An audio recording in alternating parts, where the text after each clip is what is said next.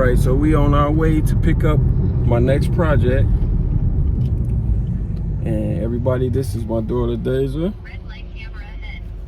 Yep. So she's gonna drop me off so we could pick up the future project at Untouchable Customs. I'm real excited about this build. I think it's gonna be pretty nice. So stay tuned. We'll be there shortly.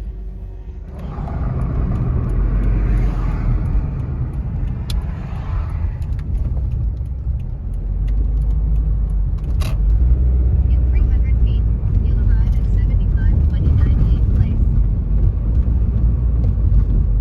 You've arrived at your destination.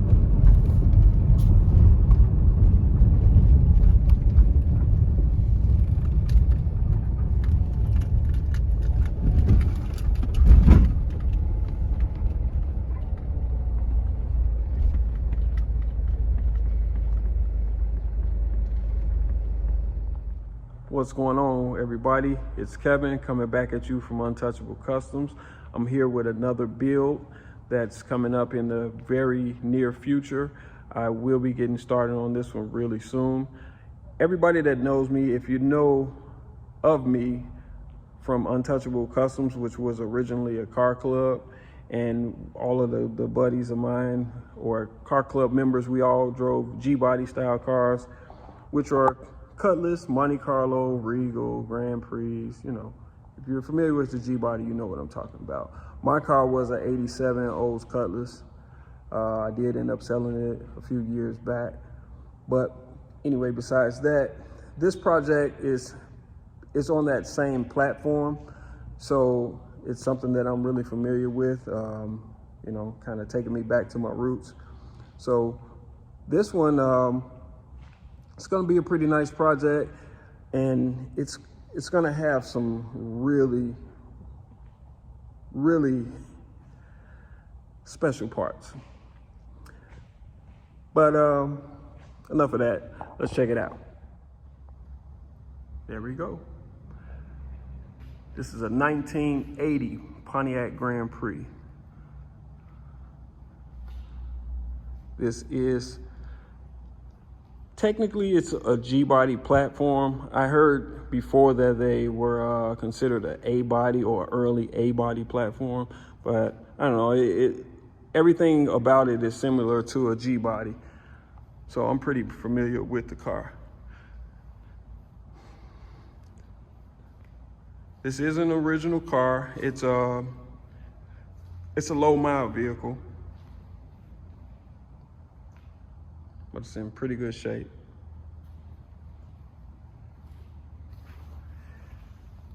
It has full chrome bumpers. Maybe that's could had something to do with the fact that it was considered an A-body because of the chrome bumpers or something. Because I know the G-bodies, depending on the car, they don't really have a complete full chrome bumper. They'll have like a bumper with a fiberglass overlay on the top or something like that, or bumper fillers like the Regals.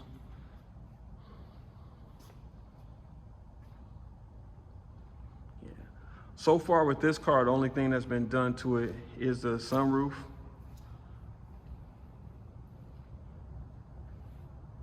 But it is a very clean vehicle. Runs and drives pretty nice too.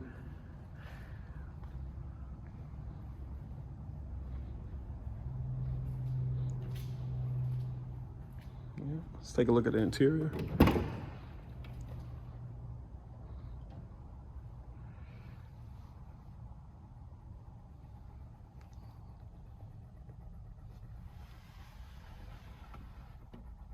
Even has a 2-knob radio, cigarette lighter, of course. All original. Even the clock. You guys hear that clock? Yeah, you can hear that thing ticking, see it moving.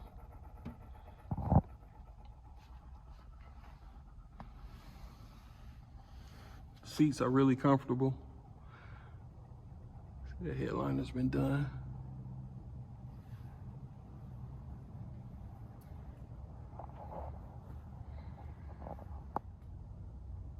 If you can remember, these originally came with like a Of course, this is considered a hub cap, but it's a metal cap. It has like a cap that comes off right there, and you have to like use a key to take them off. Hopefully that key is somewhere in this vehicle. If not, I'll figure it out. Let's check out under the hood.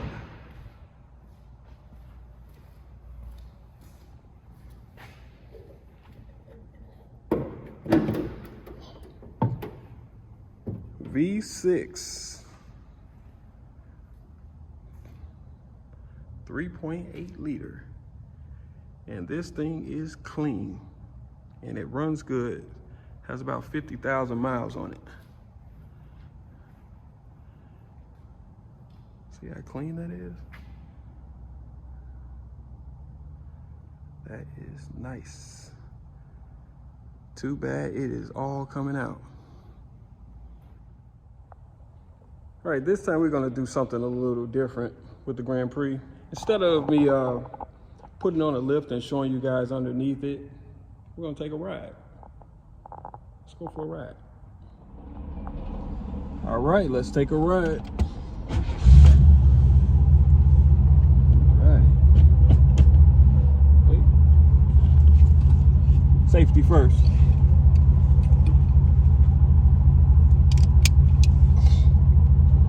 Go.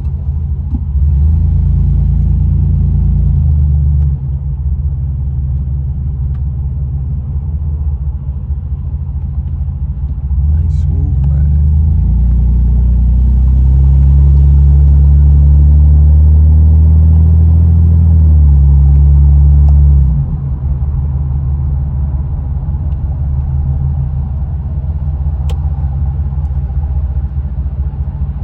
For those of you that are familiar with G-bodies, I know we're always used to changing out the interiors with custom seats and bucket seats or whatever, but you cannot beat the original factory interior as far as comfort.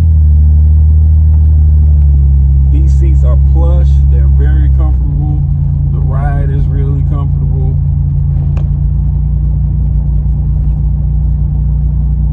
Just a really good ride overall.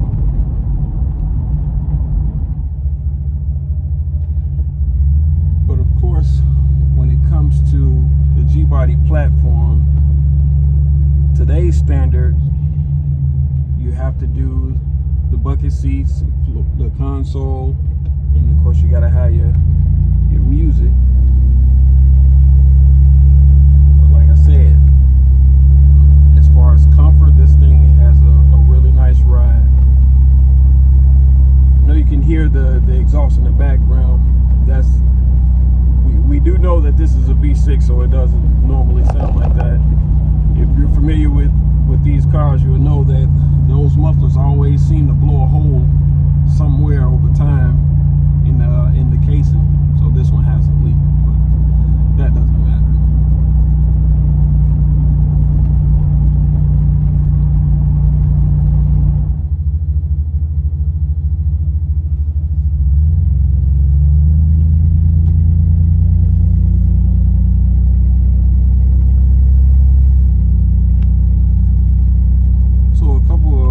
About the Grand Prix. Over the lifespan of the Grand Prix, which was 78 to 87 for this body style, the G-body platform, they built over a million cars. In 1980, 114,000 were built.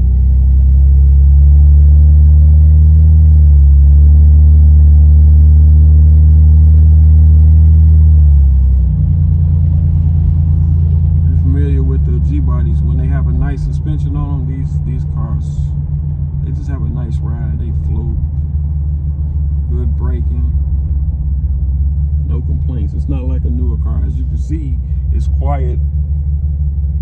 It's a quiet ride, besides the exhaust.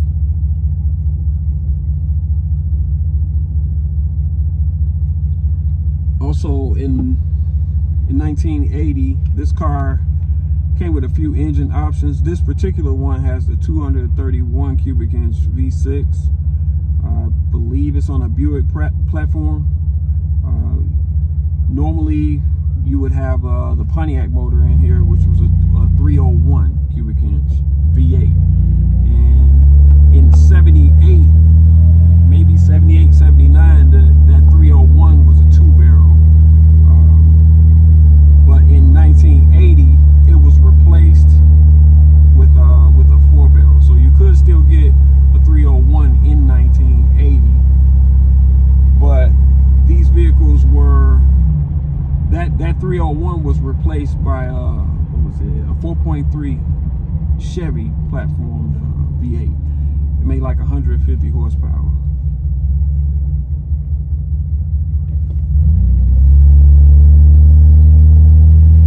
But this car will have a lot more than 150 horsepower. A lot more.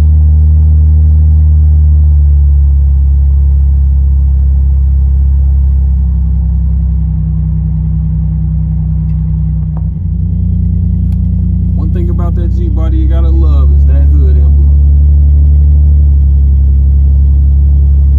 Or better yet, any classic car.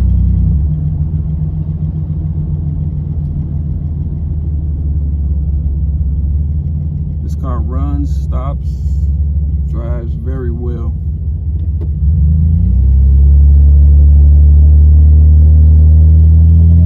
You gotta love a G-body. It's like the perfect size vehicle for any type of power, you know. It's not too much of a boat. I think this car weighs in, I'm not 100% sure, but it's somewhere around 3,000 pounds. It's kind of like the Malibu, anywhere from 3,000 to 3,500,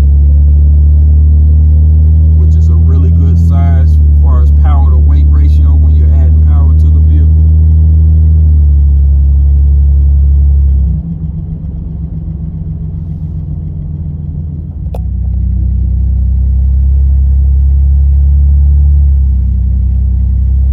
I myself have owned over 5 G-bodies.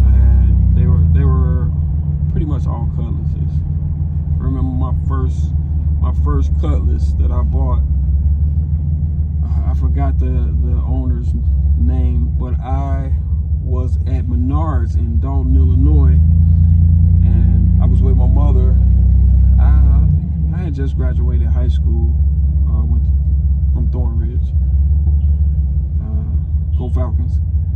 I had just graduated from Thornridge, and I was at Menards with my mother, you know, doing a normal shopping thing, and I saw this guy pull up in like a 2-tone burgundy Cutlass.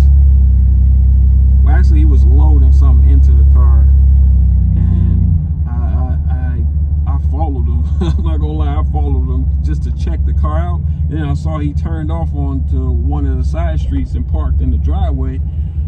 So I knew where he stayed at. I'm like, man, I like that car. So one day, I think after school, I went back to his house and I rung the doorbell, knocked on the door, whatever, and he answered the door. And I asked him, I said, "Is that car for sale, sir?" He said, "No, it's not, but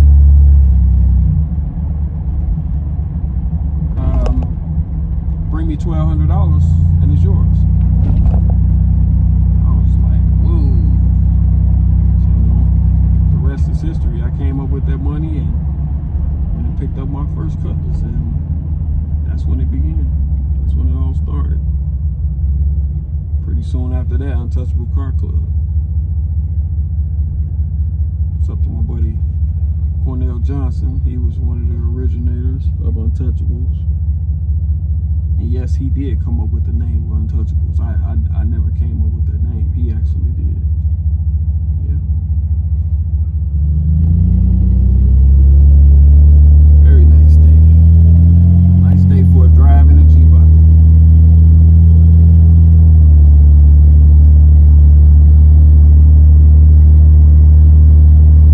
All right.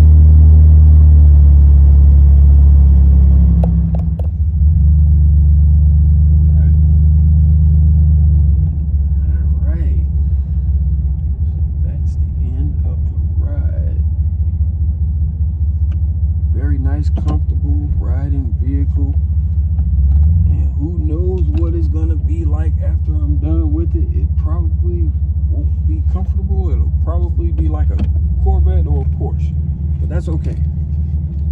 That's why we do this, to have fun, not comfort. But it'll be somewhat comfortable, just not as comfortable as it is right now. All right, so I was thinking, like I just told you guys the story behind the Untouchables. I'm gonna give you another story, and this is a story that's more so geared towards the culture, because I noticed a lot of people aren't into building cars or owning cars for whatever reason. I don't know if they do it for the cloud or they do it because it's the in thing to do, but I'm more into it for the culture. I've been doing this for over 20 years, and I just love it. Fresh out of high school, I was in my first car. But I'm gonna tell you a story. I'm gonna name a bunch of people. I don't know if you guys are familiar with them, but a buddy of mine, I went to pick up a pizza from a buddy of mine named Johnny Jenkins. He worked at Domino's in Dalton. This was in high school. I drove my Cutlass that was, by that time I had fixed it up, put wheels and music and all that in it. And I drove it up there to pick up a pizza. And Johnny and I were outside waiting for the pizza to finish cooking. And as we were waiting, standing outside the car, a few guys came up to us, and basically I was carjacked and Johnny was there with me. Try not to get too deep into that one, but anyway, I let them take the car. Never fight for a car, man. It's just a car. You can't replace a life. You can replace a car, but that car was gone. Never found it. I was a little messed up over it. It was my first car. I put a lot of work into it, but it's cool. Things happen. So I'm a dreamer. So not too long after that, I had a dream that my buddy Kentrell Hicks took me to look at I'm sorry, let me back up. I had a dream that I saw a vision of my Cutlass finished. In the dream, it was like a tan color, but it had burgundy interior and it had T-tops. That was something that I was always fascinated by. So the next day I woke up and I called Kentrell and I told him about the dream. I was like, man, you'll never believe this. I had a dream that I had a finished Cutlass, and it was just so real. Man, it was just a nice car, and I know what I want my Cutlass to look like now. So Kentrell was like, man, I know this place called R&R Country Motors where they sell Cutlasses. We can go out there and see what they have this week. So yeah, I was like, cool. So we jumped in the car, we headed out there to Danville, and we got there, we looked on their lot. They didn't have anything there. They had one Cutlass. It was a black one with red interior, but I didn't get that feeling when I saw it.